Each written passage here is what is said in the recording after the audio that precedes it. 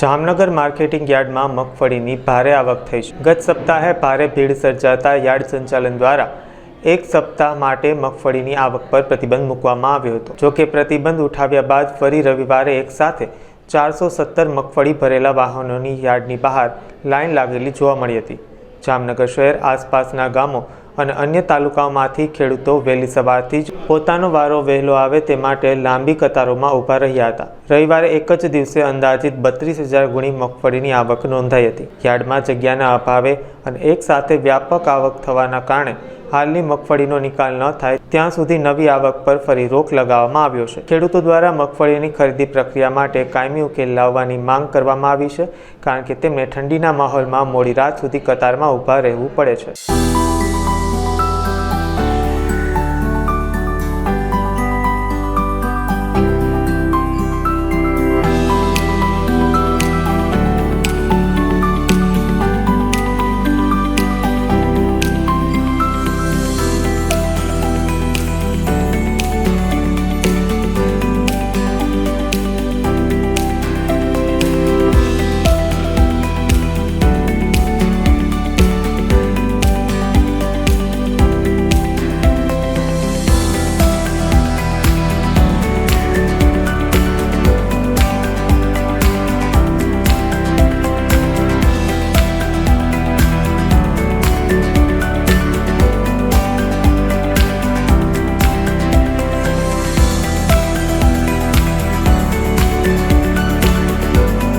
હું દિનેશભાઈ પટેલ છું।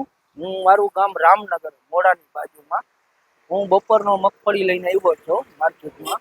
રાતે 11 વાગે મગફળી ઉતરશે। મેસેજ એવો આવ્યો છે રાતના 10 થી રાતના 2 વાગ્યા લગીનો, અને 200-250 વાહન છે। અત્યારે હું માર્કેટમાં ખુલ્લી હરાજીમાં નાખવા આવ્યો।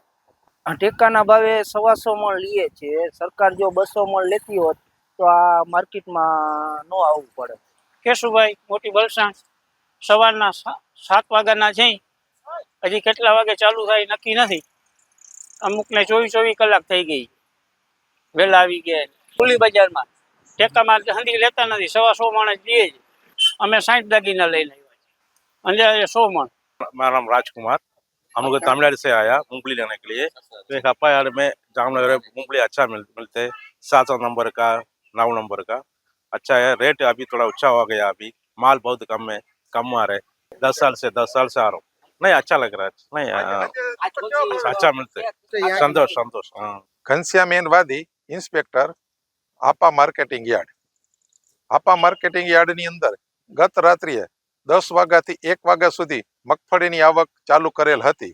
તો તે દરમિયાન અંદાજિત 417 વાહન આસપાસ મગફળી ભરીને આવેલ હતા અને અંદાજિત 32,000 ગુણીની જંગી આવક થયેલ છે।